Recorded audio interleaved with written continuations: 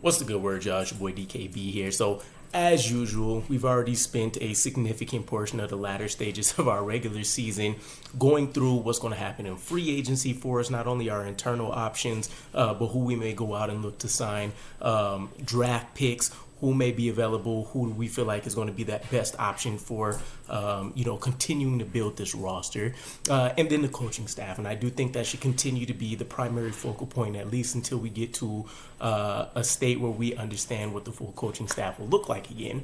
Now, we did get the early, probably, 4 weeks left in the season, nod that Robert Saleh and Joe Douglas was going to be returning. And then a week or two after that, we pretty much got the confirmation that a significant portion of the rest of the coaching staff is going to remain, right? So Robert Saleh and or Joe Douglas more debatable, they were at the top of the list for guys that we felt should be fired, right? Some people were a little bit more extreme with it, like me, where, again, Joe Douglas kind of being the oddball.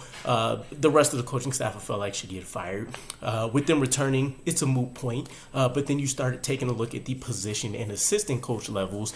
Nathaniel Hackett would have been the obvious next choice here. But with Aaron Rodgers returning, relationships, politics, all that good kind of stuff, you understood that we were going to be running it back with him. And then again, that did get confirmed. But then there's some other names that are still out there, right? You have to question the jobs of guys like Tyler Ombre, our running backs coach. And then you take a look at Keith Carter, who's been under recent fire, right?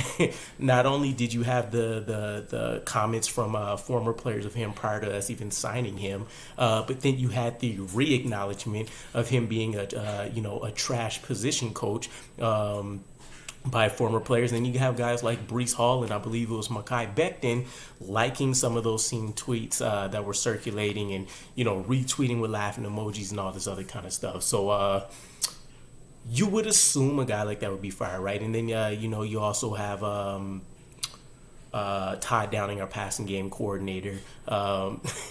We should have known it was going to be a disaster the moment we switched out a DUI guy in our wide receiver position coach. Still feel like we upgraded there with Zach Azani, but then you go to the more critical part of our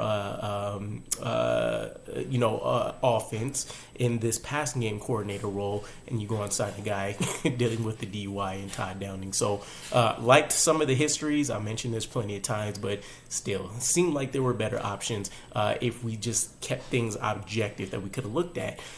One of the things that has been highlighted a little bit but hasn't been stressed enough is the fact that we love this defensive coaching staff, right? Robert Saleh is not, anything close to even an average offensive-minded coach. But when it comes to that defense, he has squeezed essentially every little drop of juice he can out of any talent coming in under that defensive umbrella.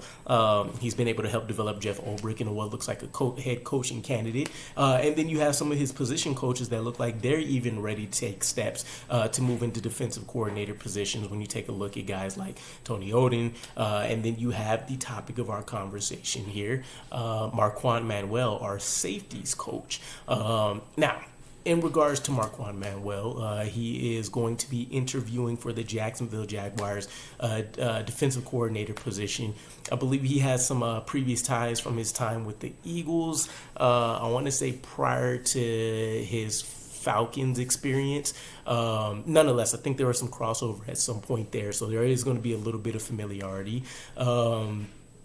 And to be honest, I think he gets it, right? If you think back to last year, he also got a chance to interview for a DC spot with the Carolina Panthers, and, things just didn't tend to work out for whatever reason there. I want to say it was generally late in the coaching cycle as well, but it being early, his previous defensive coordinator experience pending, and then, of course, the recent job he's been able to do, I think is going to speak well to his resume. And we may be looking at guys slowly but surely start departing, right? Jeff Ulbrich may get some looks. Marquand Manuel's obviously interviewing now. I wouldn't be surprised if we do go and see Tony Oden start getting some interview looks as well. And you can continue to go down the list. Linebackers coach Mike Rudenberg. There's going to be a lot of names here to love. But Marquand Manuel and Tony Oden, for some reason, definitely stick out to me as some of my favorites. Probably because I played a little bit of DB when I was playing football. But I love these guys, right? Marquand Manuel has literally transformed that back end with the help of Tony Oden, of course. But when you take a look at the safety room, nobody would have ranked this probably average or anything above average in general. But you take a look at what he did with Tony Adams, one of my underrated favorites, right? UDF player, was able to turn him into a starter in under 2 years. And he obviously looks like an upgrade over what we've seen in the past with guys like LaMarcus Joyner. Then you go to the other side. Jordan Whitehead, I don't think has lived up to the expectations we had when we signed him.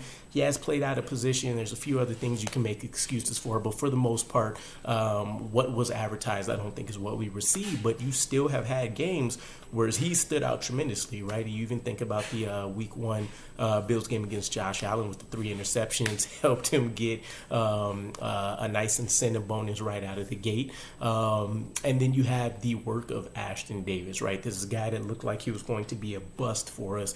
And a lot of people were calling for his heads early, right? We wanted him to be replaced by another undrafted free agent that we had just picked up out of Florida and Trey Dean.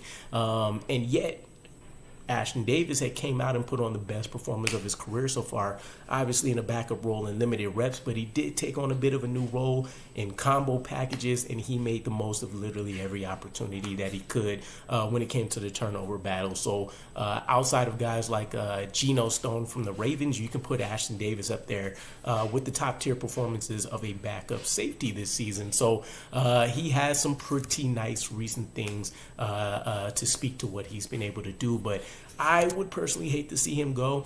You would also have to imagine that if he does get a role like that, right, again, relationships are going to kick into place. Who's not to say that he won't be able to take some of our other assistant coaches along with them and, help them increase their NFL experience by putting them in position role coaches or something of that nature. So there could be a lot of fallout here, but kudos to the guy.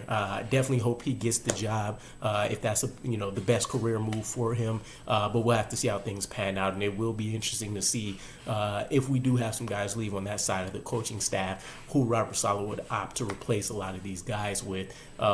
If there was anything I can say I'm confident in with Robert Saleh, it's definitely him developing whoever we bring on that side of the ball, but definitely as well on his coaching staff with what we've seen so far. So let me know what you guys think. What do you think? Give the chances of Marquand Manuel actually leaving the Jets, and I'll catch you again. Peace.